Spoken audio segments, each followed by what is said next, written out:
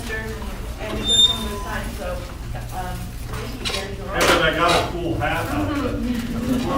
So welcome, I'll warn you, this is being recorded because I'm going to be using this with my MBA students next week. So you can make all the snarky comments you want, but maybe just keep them something, the Kantian principle, if it were published in the newspaper, because it will be. So anyway, the name of the talk is this idea of stakeholder ethics from behind the veil, which is a veiled reference to John Rawls and his approach to ethical issues. So, and here you can see the two authors. This was presented at a conference in Beijing last spring, and then it was just recently published as well. So that's always a cool thing. It's always cool to see your papers published, and it's also cool to present. And so I did find that hotel meeting rooms, no matter where you're at in the world, all look pretty much the same. So anyway, so we had a good time. So. First of all, let's start with the whole stakeholder issue. The essence of the problem and where we are in the MBA ethics class is we just finished talking about Immanuel Kant and his notion of ethics that involves duty. And not duty as obeying rules or duty as following orders, which as sometimes Kant has been caricaturized, but duty in the sense of, an internal kind of sense of honor that I do the right thing, particularly in regards to respecting and how I regard other people. And so we juxtapose Kant and his sense of duty to, say, libertarians in libertarian philosophy, that individual freedom is paramount, or as opposed to utilitarian philosophy that says, somehow we need to, find the greatest good for the greatest number. And so it's something that I do that maybe I'll present another time about what I call the ethics triangle. So the issue, though, with Kant and the sense of duty is what happens when you have duties that you owe to various individuals or various groups where potentially those duties are in conflict with each other. And that's, of course, exactly the situation that we have when we deal with stakeholders. So every organization, corporation, schools, nonprofits, whatever the organization is, has multiple stakeholders or interest groups. And that is true. As society gets more complex, we have these multiple stakeholders. And so using PowerPoint, so it can be used as a, could be read with a screen reader. You take a corporation. So, of course, one group of stakeholders in a corporation or a business are the stockholders or the owner. But then you also have the employees. The employees are also a legitimate stakeholder of the organization. You have the managers. Granted, the managers might also be employees, but managers' interests and employee interests are often at odds with each other. We have the consumers of the products and services of the corporation. We have the government, who has a big interest in these corporations because, as we saw during the last economic downturn, even in a state like Montana, that when businesses don't have profits, that's a huge hit to state general fund tax collection. And so the government has an interest, and then all of these organizations exist within our communities, and so just the citizens of the community are also stakeholders. And we could go on. I'm sure we could find other stakeholders as well. But these are certainly the big chunks, as if you look at the literature on stakeholder ethics, these are typically the stakeholders that are identified when we look at not only stakeholder theory, but also stakeholder ethics. So the thing about these multiple stakeholders and interest groups is obviously they have some shared interest because of their association with the organization. There are a number of interests that we have in common, kind of like when you go to a Grizzly football game and there's 26,000 people in the stands. They all have most of them have a shared common interest in, in football. You don't see many non-football fans at football games. And most of them in a home game are certainly interested in the Grizzly winning. However, if you got beyond the subject of football, you may discover that these people that have a common interest in Grizzly football might have very, very different interests in regards to other things. So these stakeholders also have conflicting interests. And I'm just going to outline just a few of these. Obviously, employees want higher wages. Stockholders want lower costs. I'm sorry, from a stockholder's perspective, employees are a cost. And so even though they both like the organization, they would have a potentially adverse interest on that issue. Communities want jobs, but obviously managers view jobs as eroding productivity. Kind of operations management 101 is that labor is an input and you're hoping that outputs are worth more than the inputs, and if you get lots and lots of labor, that's a cost, that erodes productivity, and certainly if we look at examples like agriculture and manufacturing, the history over the last couple hundred years of agriculture, and certainly over the past 50, 60 years of manufacturing in the United States, is that we make more and more and more and more stuff with fewer and fewer and fewer people. And we call that productivity. We call that efficiency. But it's like today, and this is another thing I talk to my students about in operations management, is it's easy to say, well, manufacturing's not important anymore. Well, Wall Street Journal on Thursday, Jack, had this article about manufacturing, that manufacturing accounts for about 1/3 of our gross domestic product in the United States, even though only 10% of non-government jobs, the private sector jobs, are in manufacturing. Pat Barkey told me the other day that the peak year for employment in manufacturing in the United States was, I believe, 1971. And it's gone downhill ever since, even though our output from manufacturing virtually every year is an all-time high. Wall Street Journal this last week, November, annualized numbers, 17.1 million automobiles made in the United States. And in November on an annualized basis, which is just about an all-time high for automobile manufacturing.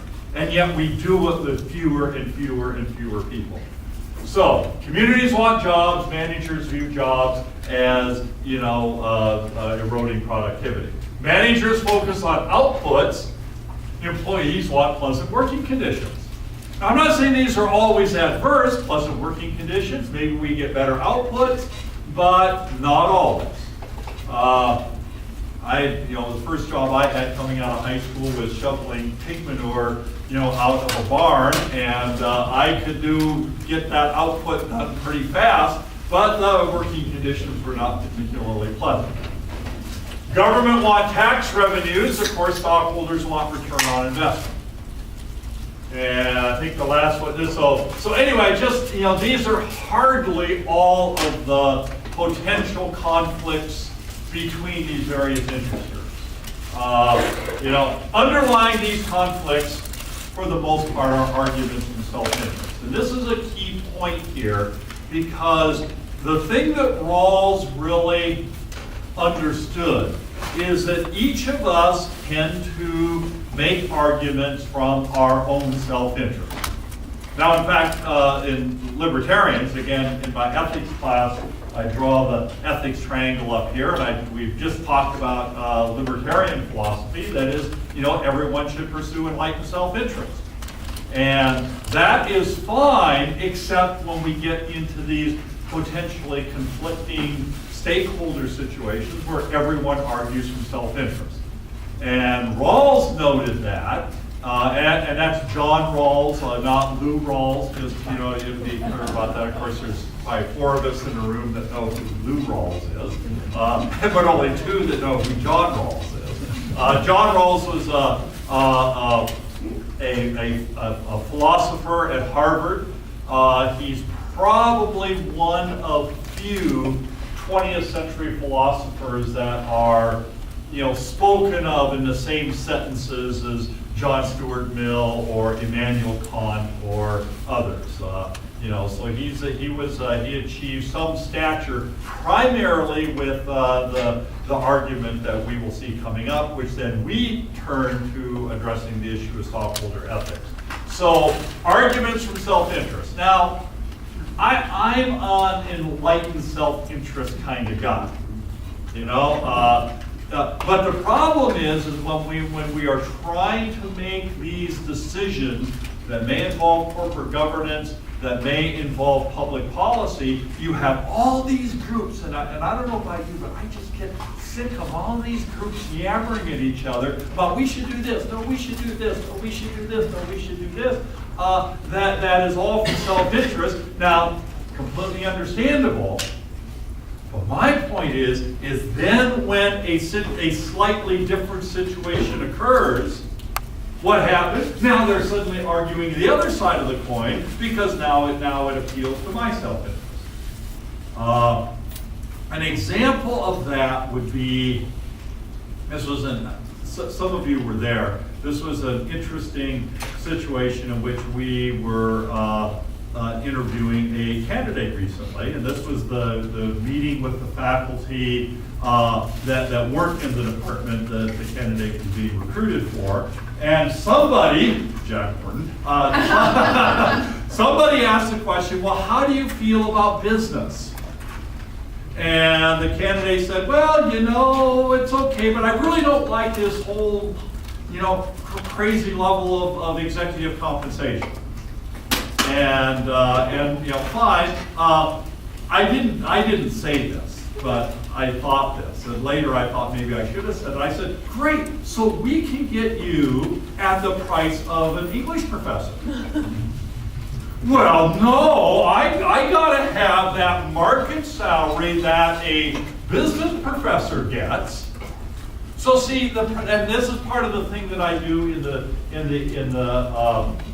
MBA ethics class, is that the value of a coherent ethical system is you're not playing this run around the lazy Susan game that when it happens this way, I'm on that side, but when it happens this way, it's on this side. And this is one, since I teach right in this room, the MBA ethics class, I always remember this, but for the MBA students who will view this, as I've said, and I'm glad, I don't know what political party this person was with. I don't even know what state they were a candidate in, but they were a candidate in the recent election for Congress or the Senate or something. And they were, getting pretty vociferously angry that their opponent was taking super PAC money. And then someone asked them the question saying, well, are you getting super PAC money? Well, yeah, but it's not quite as much as what my opponent is getting. And so the argument became that if my opponent gets super PAC money, that's bad. If I get super PAC money, that's good. Now, we all have opinions about super PAC money, but if you're going to be intellectually consistent about this, if my opponent getting super PAC money is bad, then my getting super PAC money is bad.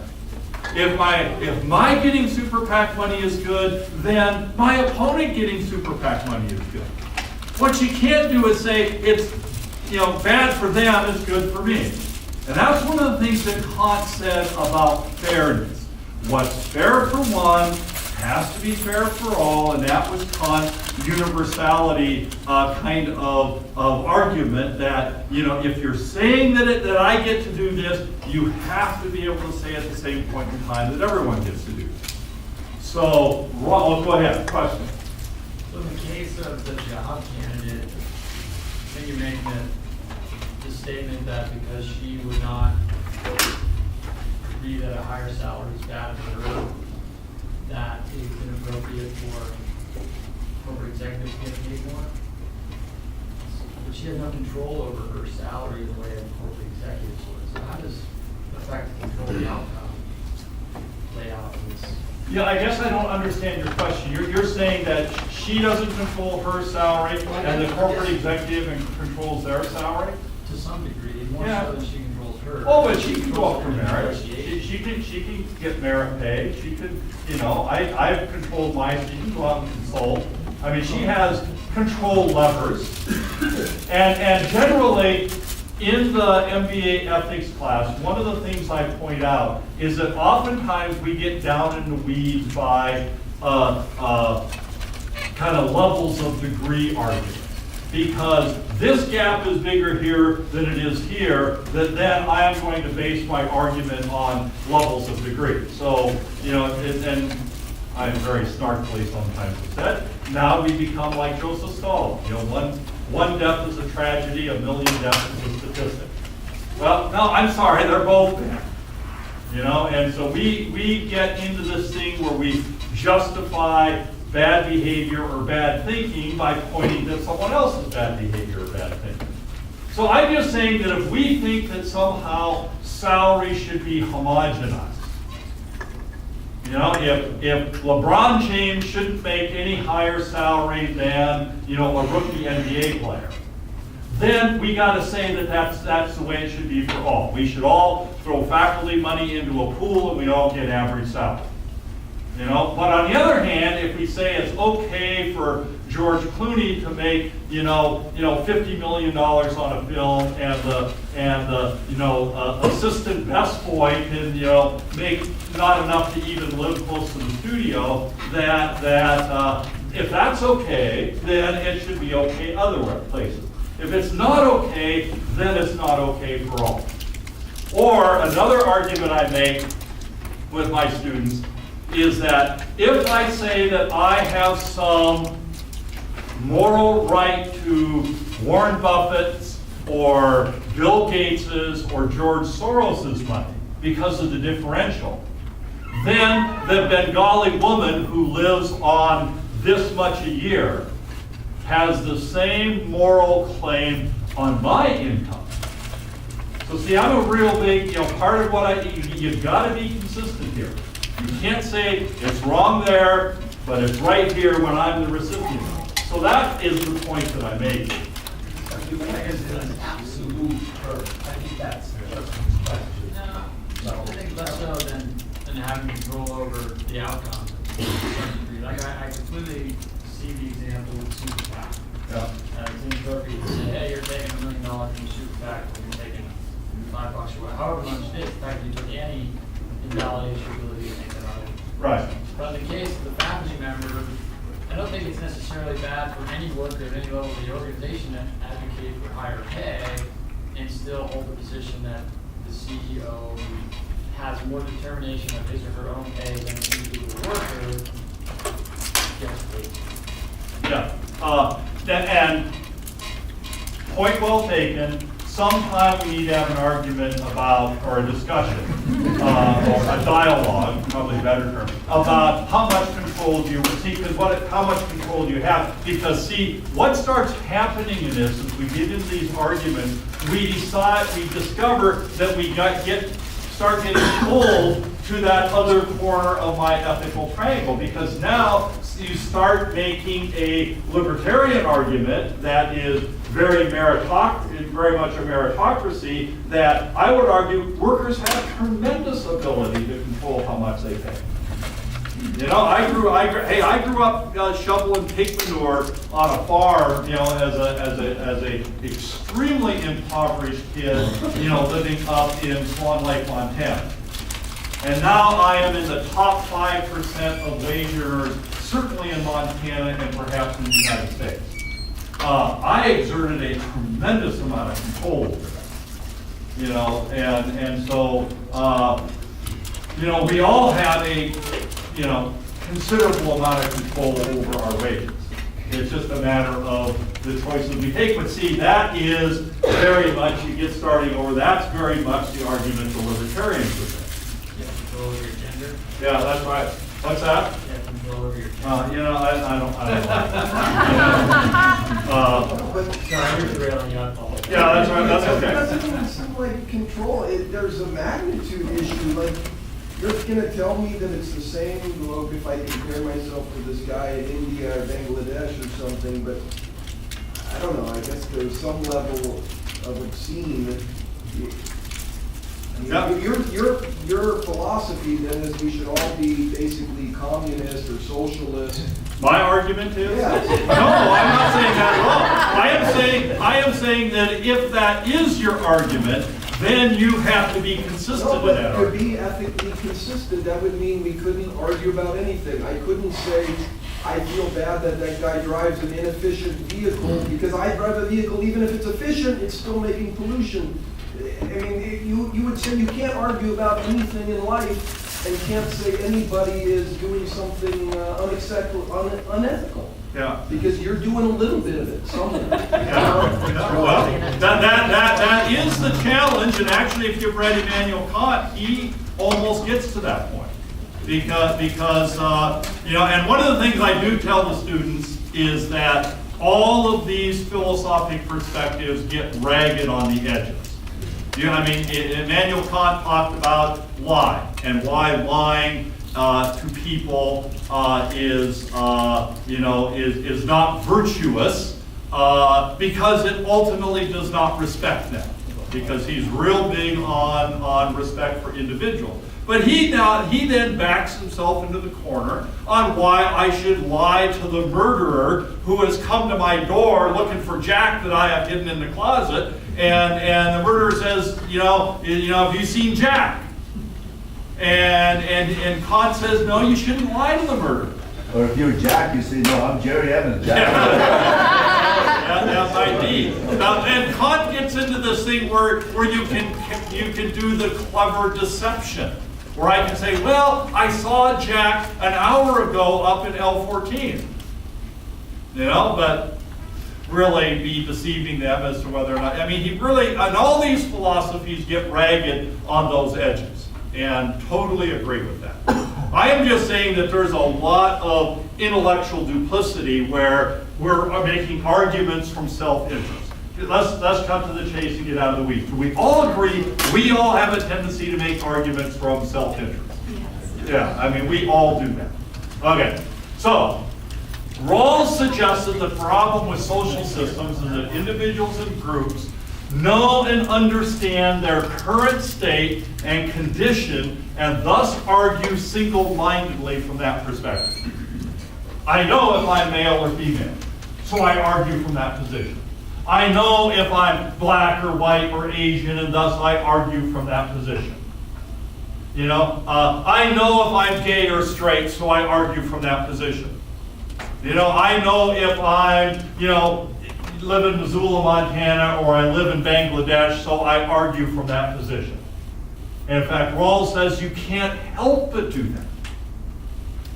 And so what Rawls suggested, and so thus our arguments for public policy, and what we turn this to as our argument for stakeholder governance, is that we argue from the position of our stakeholdership.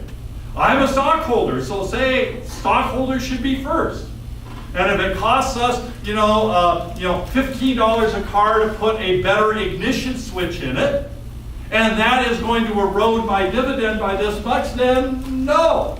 I'm going to do the simple cost-benefit analysis and say, yeah, 6 people die, but it saves us, $30 million. The cost-benefit analysis is, and there's all kinds of times when that has been done. And so Rawls says we have to, and he doesn't call it this, but I call it this. he does an Einsteinian type thought experiment. And so what he also postulates that people would view things differently if they did not know or understand which state or condition they would ultimately occupy. So he does this thought experiment where we all put ourselves behind what he calls this veil of ignorance, or to an original position where we don't know what we are going to be. We're kind of basic stem cells. Now, we don't know if we're going to end up male or female.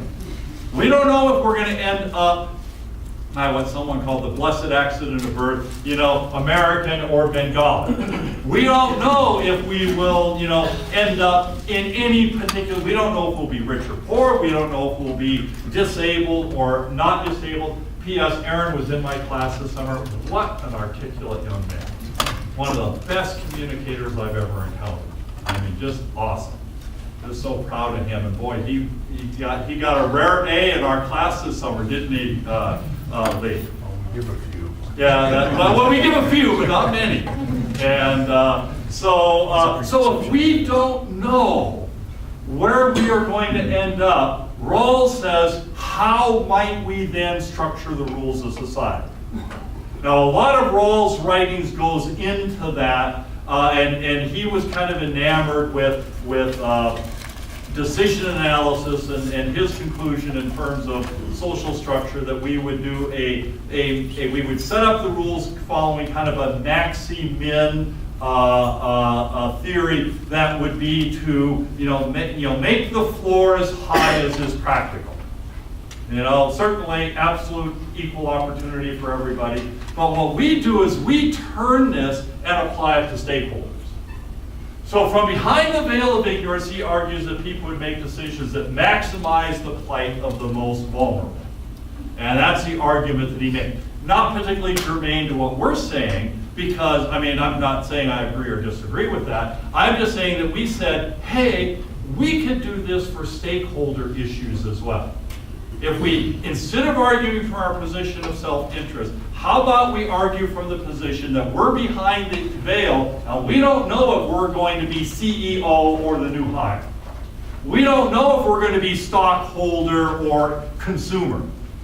We don't know if we are going to be, the Montana Department of Revenue or the chairman of the board.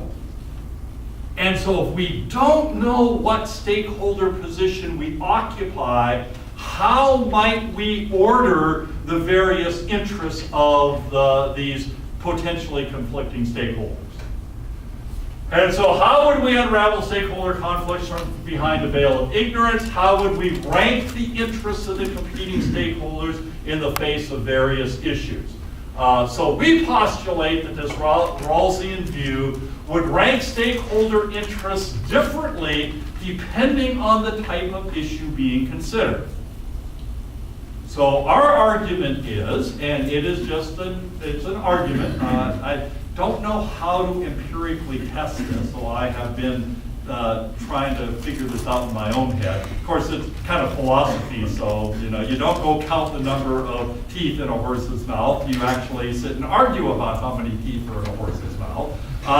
But we postulate that this is the way you would do it. So if these are investment decisions, if these are decisions about what to do with the equity investment of the stockholders, we would put the stockholders in a superior position in answering that question. But on the other hand, for workplace health and safety issues, we would put the employee welfare at the top of that list. We would argue that for product safety concerns, we'd put the consumers first. So what we're saying, and let me get the list here, for community interests like pollution, we would place the community first. And so our argument is how we would order the interests of the stakeholders from behind. I think if we all went behind the veil and we didn't know where we were going to be, and we just sat down and with some intellectual honesty say, how should we rank these things? that we would say, yeah, for the people putting the money up for the company, if these are financial decisions, if these are decisions of investment or divestment or something like that, probably the people who have skin in the game in terms of the financing of the firm, yeah, they should probably get the nod. On the other hand, though, if this is an issue of do we produce a safe product, probably we should view that from the consumer's perspective. Yeah, go ahead, Keith. So you're thinking about putting in a scrubber in your new electric coal burning power plant. It's all four of those things. It's an investment, it's a pollution issue. I mean, every major decision is gonna have every component in there, and they're all gonna wanna be the first in the list. I mean, that's the problem, right? That every stakeholder thinks they're first on the list. That's right, but Keith, our argument is yes, but because they know which stakeholder they are. Yeah, but you're saying that there's decisions that are only investment decisions, but everybody will argue that they're not. They're going to be. Okay, but I agree with you. I'm saying that's why we need to step out of our position of we could do exactly the same thing going back to all of those social issues that I just talked about, that Rawls addresses. Is we could say, yeah, all of these issues are issues of opportunity and equity and meritocracy and just desserts and things. I mean, we can always make those issues, but we're always going to talk the loudest, basically when my self-interest is on the line. And what Rawls says is, no, stop, because we will never get to an equitable solution doing that. What you have to do is to take a couple steps back and say, I don't know how I'm going to end up. So now let's decide. Now if I don't know if I am in a wheelchair or not, now let's decide, is it worth tearing up every sidewalk in Missoula or re-equipping every bus with a lift at this amount of money? But if we don't, now obviously if we know, if I'm a taxpayer, I got some skin in that game. If I'm not, and I just want the ramp, then I'm going to argue from that position. How about if we don't know what our position is? Now, what makes sense? And I would argue that we would make more balanced decisions. Now, like I say, this is just an argument. Well, but I think decisions at all. If pardon? you have no position, how are you going to make any value judgments to make the render a decision? Well, because you can postulate how this is going to affect this. Okay, here's a great example. 25 parts per million of arsenic in water, in municipal drinking water, or 40 parts per million. That was a big argument a number of years ago in terms of municipal drinking water. Now, the difference between 25 parts per million and 40 parts per million, on the regression line, has some significance. And there were people who were saying, hey, we should do this, we should do this, we should do this. And then say, okay, it's going to cost an average about $40 million per municipality to change over the water treatment systems. Or how about even this? This is an even better one. Let's talk about speed limits. When I was in Taiwan, I was riding, the friends that we were with there, he's a pediatrician, and we were driving around Taiwan. And I said, so what kind of traffic fatalities do you have in Taiwan? He says, 0. He said, it just almost never happens that we have a traffic fatality. And I said, well, why is that? He says, because the speed limit is 45 miles an hour, even on the freeway. He says in a modern car, it's almost impossible to get killed in an automobile accident going 45 miles an hour. So we talk about, traffic fatalities. Okay, I can get rid of traffic fatalities overnight. Let's have a 50 mile an hour speed limit. And so, we're always making those kinds of trade-offs. Now, go ahead, please. I mean, there are other people that did this in a slightly different way. Like Coast, they just value externalities. So if I'm doing this investment decision, then I also need to value the pollution I'm creating, and that will alter the investment decision properly. Yeah. Right? And I'm all for valuing externalities as long as it's done appropriately. You know, now how are we going to, how are we going to value externalities? I mean, now we get into another discussion of how do we value those externalities. So anyway, we view this approach as being the foundation for collaborative solutions to interest conflict. But understand, collaboration is a lot of work, a lot of discussion. But the reason it doesn't work is everyone comes to the table. It's like positional bargaining versus win-win bargaining. In positional bargaining, everyone comes to the table with their position, outlined and cast in stone, and then it becomes, like the nightly news talking heads, arguing over each other and never listening.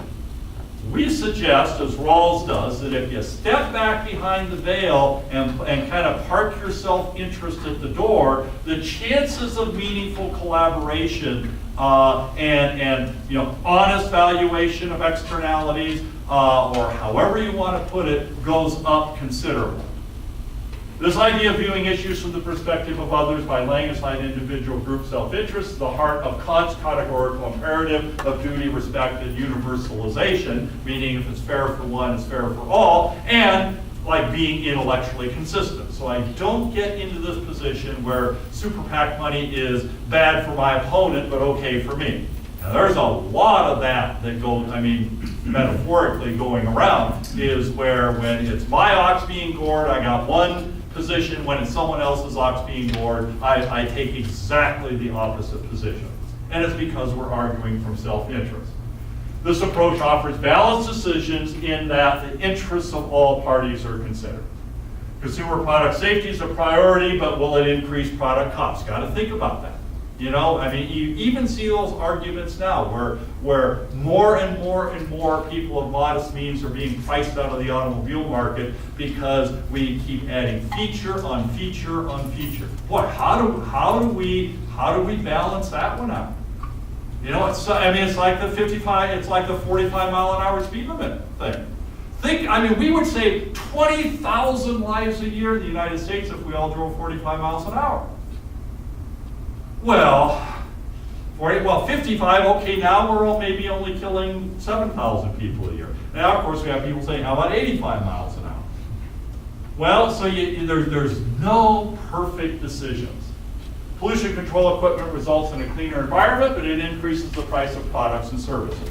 No question that electric rates go up the more and more and more we put this stuff on.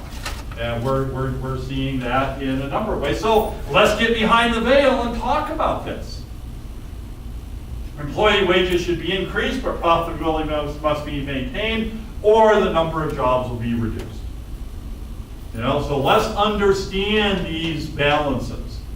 Productivity must increase, but not merely by employees working harder. Better processes, better workflows can achieve both goals.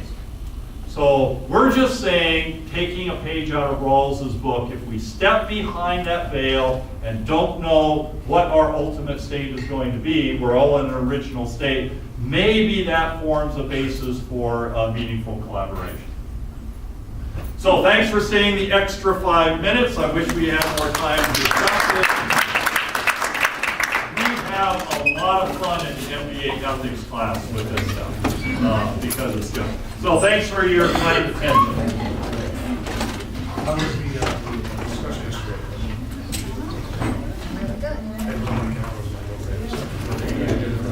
Yeah, no, everybody's really good. Just cut off the record. I wish I was your workshop yesterday. Your part.